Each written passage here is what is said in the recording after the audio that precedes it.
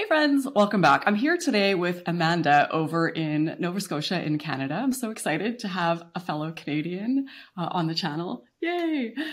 She's here to be talking about her CFS recovery journey that she has been working through for about 18 years now. And although she's not fully recovered yet, she's made a ton of progress and has learned so much along the way. And I've been hearing so much from all of you guys, getting the feedback that you want to hear more and more stories from people who are still on their journey. That yes, it's great to hear about people who are fully recovered, but there's also so many like, look at me, I'm climbing mountain stories you can hear, and it doesn't always really resonate. So yes, Amanda, it's wonderful to have you here. Thank you so much for doing this today. Thank you, Raelan. It's really great to be here and talking to you. Yeah, I remember when you reached out, you're like, I know I'm not fully recovered, but I've learned a lot. And I think all of us who've gone through this realize that we have so much to share at virtually every stage of this journey. Like, it's growth boot camp. You have to learn and learn and learn and learn. And then especially when you've been working through this as long as you have. So I think it's really valuable, and we're missing out on a lot of really helpful stuff if we just, only look for people that are just 100% at the end of the end of this. Yeah, I agree. I think it's probably true too that a lot of people do hit a place where they're kind of good enough and they stay at that plateau. And I can understand that because I've kind of been in that place too, where I feel like, oh, I can function on a day-to-day basis, but there's still a lot of things that I want to do that aren't quite available to me yet. And so I felt really a renewed commitment to breaking through that 60 to 70% barrier and see what's on the other side. Yeah, and I think that's something a lot of people can relate to as well. I know I definitely can. And because I hear from so many people saying they're sort of stuck at that around 70% and they just can't figure out why. And I've talked to a lot of people about this, and just my own experience, it's been just like you said, you can kind of function. So you get a bit of your life back. And then I also think it gets harder if it starts to feel selfish. Like, how much longer can I just 100% focus on myself? Like, there's these other demands of life that kind of come back and start demanding your attention. And when you're not in that full 100% crisis mode, I think it's harder to really make yourself a priority. And also it can just get tiring and be like, I've been working on nothing but my health for so long. Like, I just kind of want to live a little bit. What has it been for you? What do you think kept you at kind of this place for a while? I think exactly what you just said, getting to, out of the crisis mode and being able to focus on things that had sort of been put on the back burner, and then just, kind of forgetting about and getting complacent about certain things. But then, coming up against, as I said, some of those roadblocks or places where I thought, I'm not really actually satisfied with where I'm at. Yeah. So what do I need to do to really kind of recommit?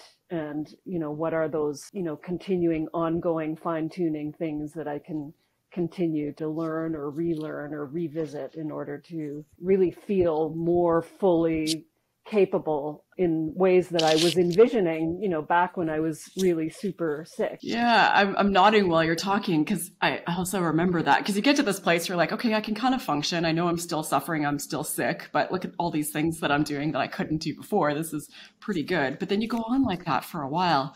You're like, every day is still hard. Like, every day is still a struggle. Every day is still this like guessing game of, am I going to be able to get through this? Where can I get my rests in? How much can I do before I crash? And yeah, it's just this like, okay, this is no way to live. I can't do the rest of my life like this. Like, we got to get there.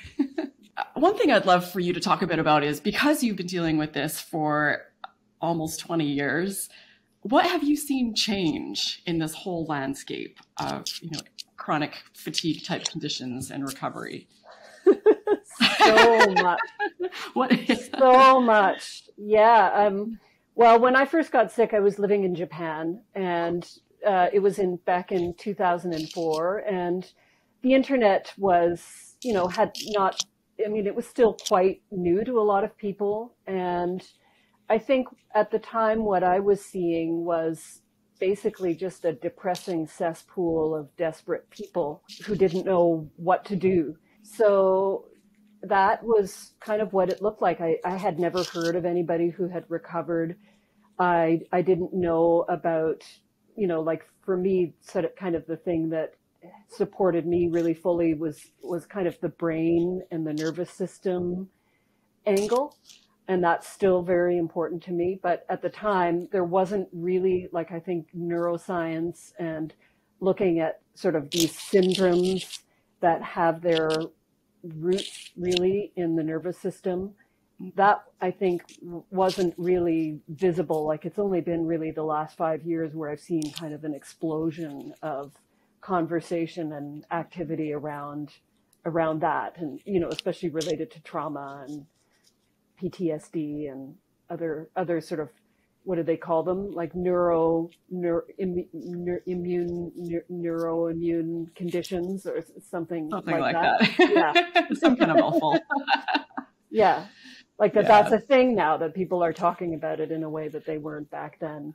Oh, it's crazy. When I first got sick, I never heard, and I read and consumed everything that existed that I could find, and I wasn't hearing anything about that. And it's just so in your face now, and it's been such helpful information for so many people. And that's one of the things we talked about. I'm excited we're going to get into. We're going to save it towards the end. But from this long journey, you're going to share a lot of the things that didn't work or mistakes, but things that you wish you could have done differently along the way that would have helped you. Because I think as valuable as it is finding out what is helpful, it's also knowing all the stuff to avoid. But yeah, I mean, before we get to that, can you take us back and tell us about this health journey? What has this been like for you? Well, as I mentioned, I'd been living in East Asia, and at the time I was in Japan, and I, kind of similar to a lot of your other guests, came down with some kind of a viral event, and I got better, and then I ended up going sort of into that cycle, basically, between full relapses and sort of partial remissions. So I would say that my whole journey has kind of gone through an arc of, like, first of all, just doing physical interventions or getting somebody to doing things from outside of me, whether it was diet or supplements or Chinese medicine or massage or other kinds of body work, where somebody from outside of me was doing something to me. And lots of these things, helped a little bit temporarily, but, as you can imagine, like nothing was really meaningfully shifting anything. And then at a certain point, for me, I felt like it was all about the mind, or that it had to come from within me. And so I was doing somatic experiencing, like sort of like a trauma-based body modality. I was doing, other kinds of therapeutic practices. So I was thinking it was all about my mind. And then I did a brain-based self-coaching technique, which was amazing, but it wasn't robust enough to last. It lasted about 1.5 years. And then I think the third phase has been really a much more comprehensive view of both, like, really focused and targeted approach that included diet, exercise, meditation, breath work, as well as like brain training and, working with my nervous system. And Dan Neufer, the ANS Rewire person, who I know you've had on your show, amazing guy. So, he, among the, a whole other group of people like Annie Hopper's DRNS Rewire program. I'm not sure what that's called, but, so I think his program has supported me the most because it's been so comprehensive and it hasn't been looking at any one thing. And I think that was, sort of to your question a little bit about mistakes that I made, was me focusing on, like one thing or too many things without like a strategy. And so we're just like really needing something strategic and structured by someone who has had ME/CFS and who understands and has researched a lot and has developed programs for other people like me, in a way that I found to be, really supportive and game changing. I'm interested to hear more about Dan Neufer's program. And I've had people email me telling me I'm saying his name wrong. I hope I'm not. He's never corrected me. I think I've had him on the channel 5 times. Please, Dan, tell me if I'm saying it wrong. But yeah, I adore him. I know his heart is really in it. He's, recovered himself from severe ME/CFS. He's done the research, but a lot of people reach out to me saying, about like, what is this program like? So I know you can't share proprietary information, but for people who might be considering Dan Neuffer's ANS REWAR program, what is it like to go through it? Can you give us a sense of that? Sure. Yeah. I think he's really, one of the things that I really appreciated about it is that he really paces the program and like creates a container inside of which you can feel really well supported and not rushed or pressured. So because he shares a lot of information about the brain and the nervous system that I think is really crucial for, like we need a certain amount of knowledge and theory in order to be able to frame to create a context for recovery. And without that knowledge, I think that was sort of what was challenging for me, was not having that knowledge. I didn't really, it was kind of like a rudder for me to help steer my way through the process. And so he shares a lot of information, but he paces it. And, like he invites people, watch this video again if you feel like you need to.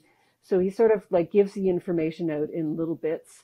And then he structures it really well in terms of like moving into like some physical strategies. And then he moves into like some of the brain-based interventions and his ANS, like the actual process that he takes you through, which is a combination of NLP, neuro-linguistic programming. So it's, you're probably familiar with it. And then there's also physical strategies, and he talks about it in a way that I know is really supportive to people, because I know that physical strategies can be kind of a triggering thing for people. I know that he frames it in a way that really just makes sense around, like building up your activity in a way that's just responsible. You're not going to go out and push yourself beyond your capacity, but you do need to offer yourself just enough support and just enough challenge, because if you're too inactive, then resting too much, then your brain starts to kind of wire itself to that level of activity. So so he talks about exercise and hormones and other dimensions of health that were really, I found to be, and the gut, I found it all to be really, really supportive and educational. And I recommend it. And I'm sure there's also lots of other great programs out there that work with the brain and the body in similar ways. So with everything you've done, what would you say has been the most helpful or the biggest kind of game changer in your recovery? Yeah, for sure. It's been the brain training. I think just learning about my nervous system and things that I was not even aware of, because our nervous system interacts with our body in ways that are very adaptive for immediate threats, but they are super maladaptive for recovery and healing from a complex chronic illness. Yeah, I think that just helping to like unlearn some patterns that I was mostly unconscious of, because it's normal.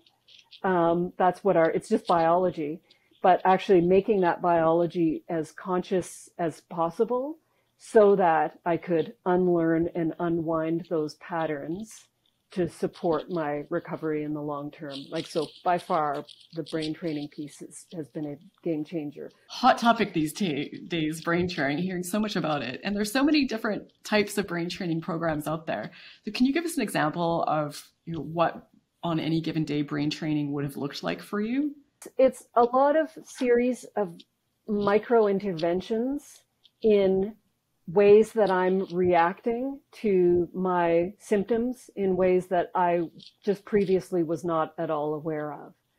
So they talk about neuroassociative superhighways. There are superhighways of neuroassociation. So, the basic idea is that the neurons that fire together wire together, and neuroplasticity. And so it's really about using that neuroplasticity that got me into, or at least, reinforced over time, this feeling of like, for me, it was fatigue, especially like brain fatigue. Leveraging those same neuro associations to break up those neuro associations.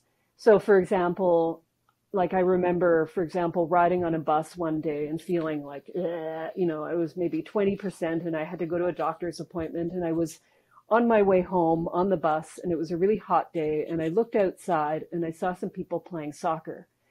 And I remember, like some people could see the exact same thing and maybe feel excited or feel energized.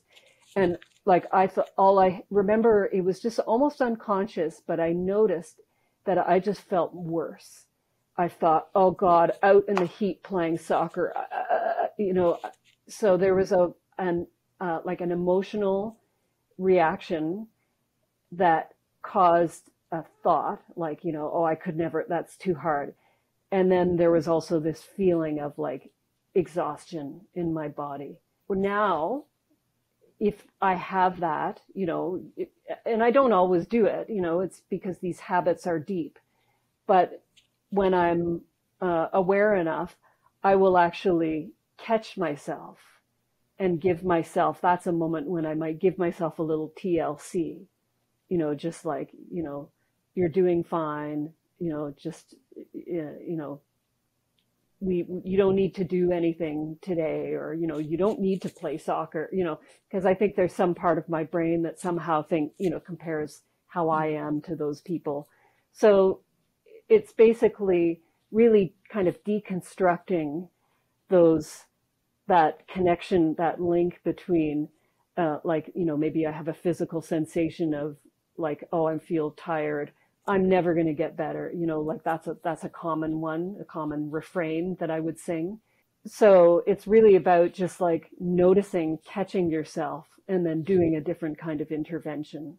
And, Dan Newfer has a very specific process for doing it. And, there's lots of different micro interventions that you can make in those moments when you notice them. So I don't know if that's helpful, but it is for sure. When I first started hearing about brain training, it sounded so foreign to me. I didn't understand at all what it was. And the brain was just so complex and mysterious. And how could I possibly have the ability to train it?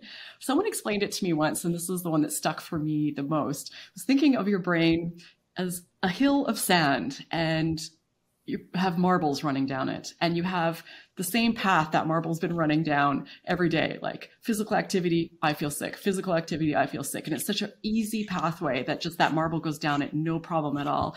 And with brain training, you're trying to create a new path. In the beginning, it's hard because you're pushing it through sand. There's no path there. But the more times you catch it, practice switching onto that new route, eventually that becomes the go-to, and the other one kind of, disappears.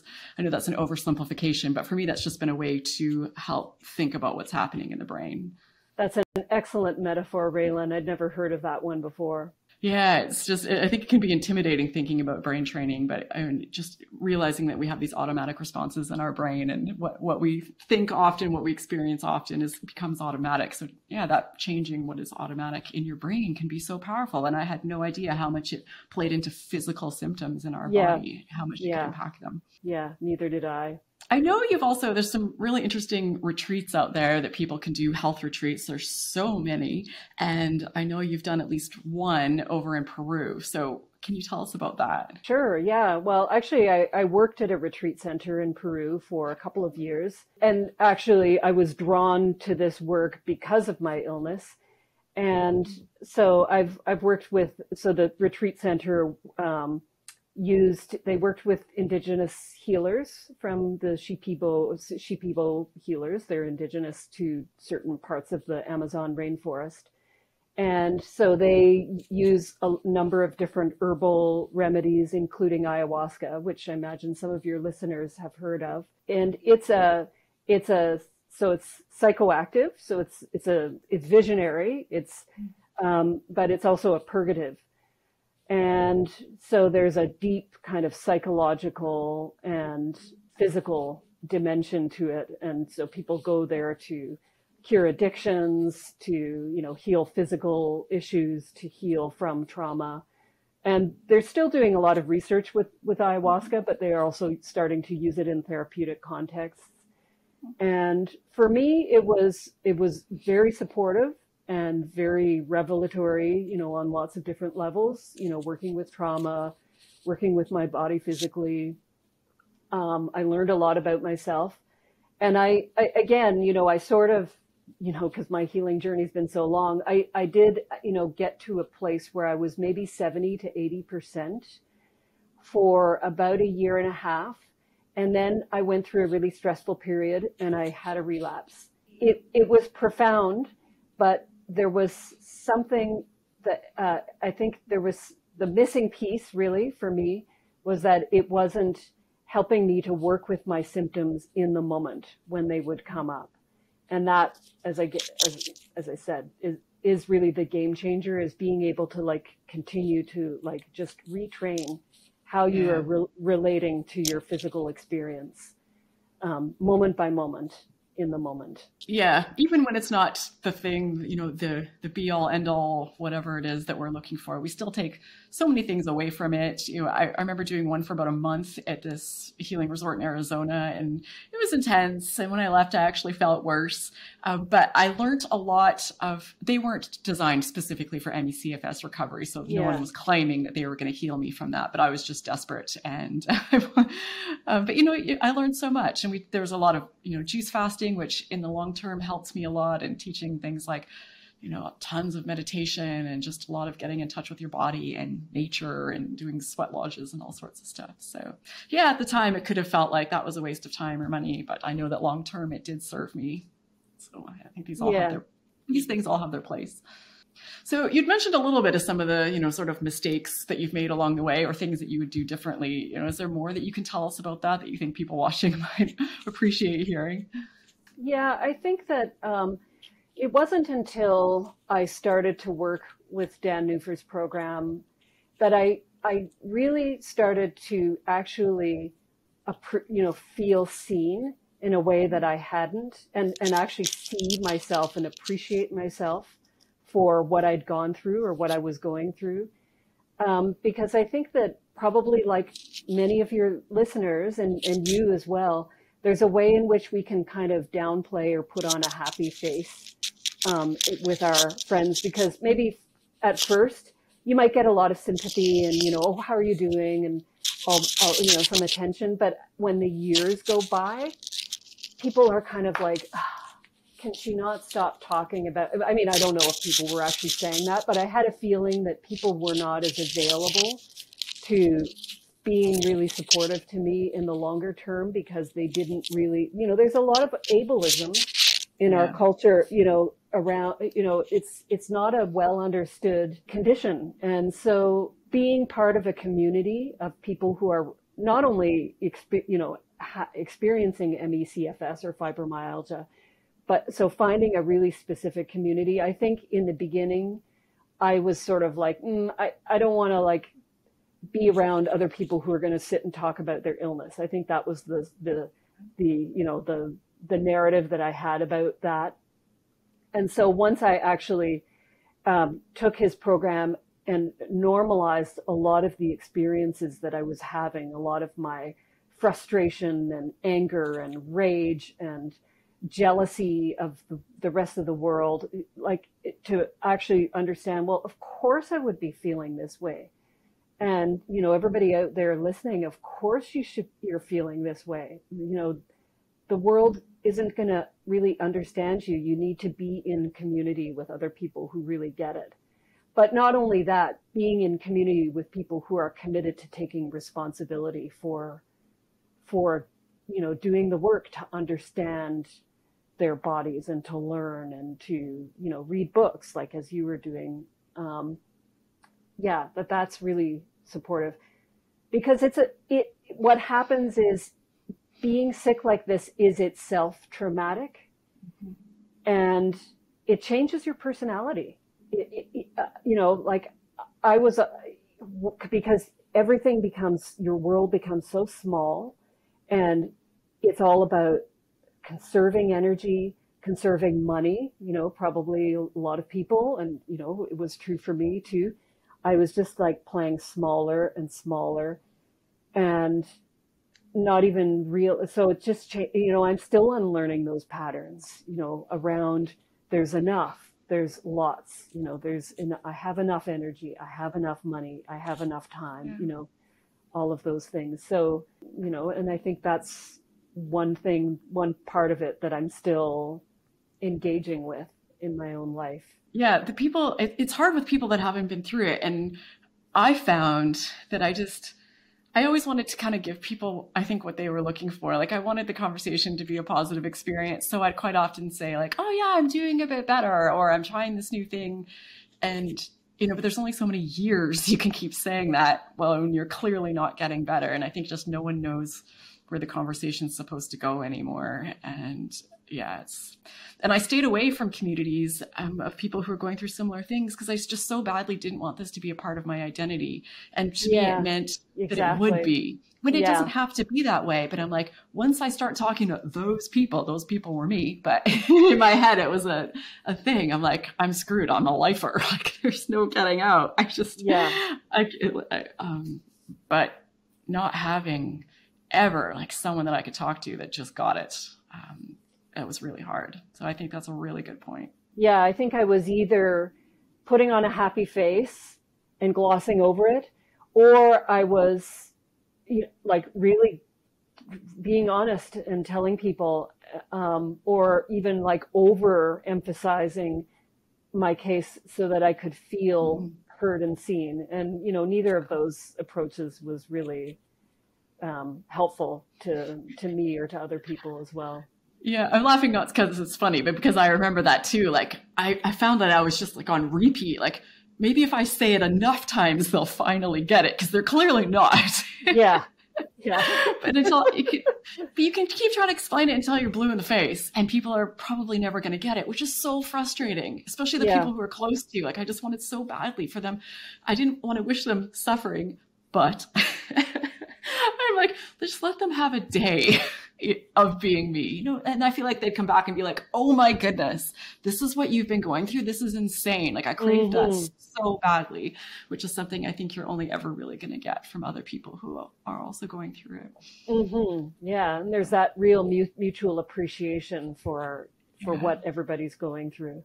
So what happens now? You're recommitted, you're re-energized, you are working towards getting your full recovery. What does that look like? For me, it's really been about like some equal doses of support and challenge.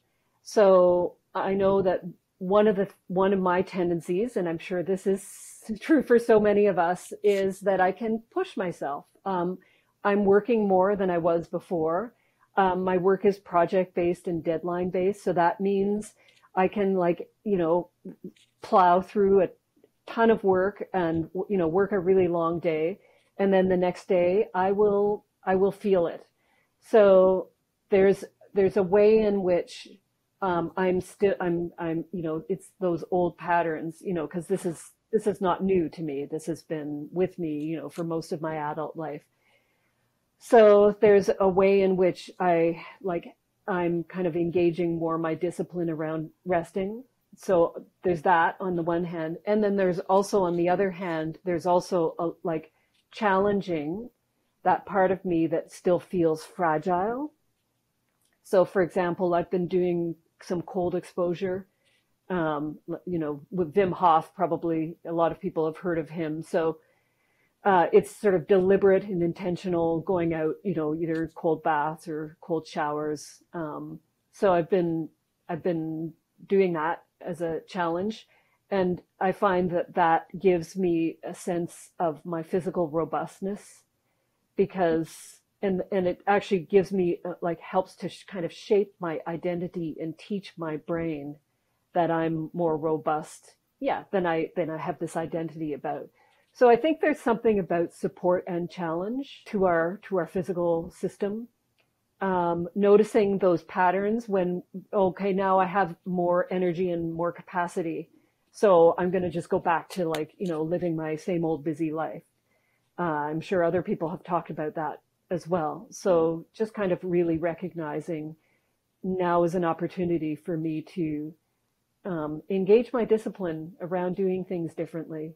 That is such a big one and something that I'm still working on. I came out of this illness, really naive with this sort of Pollyanna, like, I've learned my lesson. I'm moving forward. I will treat my body well. I won't overdo it. I've got this whole new, and it's very hard once all the demands of life come back because you don't have the skills to deal with all these different things. You have to keep working on every new situation, how to not overdo it, how to have boundaries, how to realizing that you still need pacing, even when you're 70% or 80% or 100%, that pacing is just taking care of yourself essentially. And that self-care is important and selfishness is still important. It's been such a journey. Oh my goodness. An important one, but something I thought that just after you've gone through hell, there's no way you'll go back to those old habits, but until you build up new ones, that's all you've got. Yeah, that's a really great point. We can often become very naive after being in an experience and think, I'm a new person. I'm going to, it's all different from now. And it doesn't seem to work that way for most of us. And then I just feel like a hypocrite and I'm smacking myself. I'm like, what are you doing? How, you know better than this. And it all sounds good in theory until you've got the demands of a boss or, a family or friends or yourself, whatever. Yeah. All of them combined, all of those different areas combined. Yeah, all the lessons for me of ME/CFS recovery just continue to serve me and be a part of my learning. And all these things I should have been thinking about before I got sick but wasn't are now at least in the forefront of my mind, even if I don't always get it perfectly. It's something that I'm always working on, which I think is something that I hear from all of us that go through this. Yeah, exactly. Yeah, and I think it's also about discipline, because there's a lot of times when I don't want to lie down and have just lie down for 15 minutes. Like that would make all the difference in the world. It's like, no, I'm almost finished this thing, or I want to look at my screen for a while, or it's not so much that, that self-care doesn't always, it's work sometimes. Yeah. And I don't want to do, it feels like a chore. So it's, sort of engaging the discipline with that vision of, well, what really matters and what's important to me. Absolutely. In a Mel Robbins book I read, she said something like, once you're an adult, you have to parent yourself because nobody else is going to. Right. And that is an element of it. Like time for your break, time for your nap, time to eat your veggies or whatever it is that you eat. And you do have to do that. And also a big one for me has been evaluating or examining that feeling of this has to get done, because every day I have a list of things that have to get done, and really looking at what that means and what the cost is. What am I willing to pay for this to get done today? What emotional health, physical health? And then when you look at it that way, you think, okay, maybe it doesn't have to get done. But just really having a conscious approach to our days, because my default is just to plow through, like go until I drop, get as much done as possible. That is the goal. Yeah, mine too. And even just looking at my language or my frames, I will catch myself saying I have to finish, and then I'll realize I don't have to do anything. Yeah. So just I'm choosing to, because whatever I value my relationships with my work or whatever it is. Yeah. Yeah, you're right. That's a good point. That's a really good point. Well, I always like to wrap up with messages because the people watching, chances are all of you are still in some version of your health recovery journey. So any thoughts or messages that you would have for people watching that are still in this? Well, I think that there's something about being in this time, because as I mentioned, back when I first got sick, there was really nothing out there. So just to take advantage of all of the resources, the recovery-oriented resources out there. That there's so many great resources out there, and please take advantage of them, because there's lots of people who have gone through this, who have healed, people like you, amazing people like you who are continuing to share people's stories, and, really great experts on the brain and the body, and who are working in this field really specifically. That's a wealth of information and a wealth of inspiration for people. And so just, yeah, encourage people to continue to consume all the resources you need to feel supported and inspired, because that's gold. Yeah. In all the history of this illness, there's never been a time more so than right now to be more hopeful and to have more potential of recovery. So yeah, for whatever you can do to keep picking yourself back up and keep at it and not give up. I think that's really important. Well, Yeah. thank you so much, Amanda. I really appreciate you doing this today. I know this can be an unnerving thing to put yourself out there and share your story with the world, but I know a lot of people will really appreciate it. So yeah, thank you. Yeah, thank you so much, Raelan. I really appreciate what you're doing for this community and in the world. It's so needed. And for those of you watching, if you have a story to tell, if whether you're fully recovered or partially recovered, or maybe you have some area of expertise that you know is helping people who are facing these sorts of conditions, I would love to hear from you. There's a link in the video description. You can just expand it, click on it, and let me know. So yeah, thank you again, Amanda. Thank you to all of you who are watching. Big hugs to you, whatever you're going through. I hope you enjoyed this video. I hope you got something out of it. And as always, I hope to see you in the next one.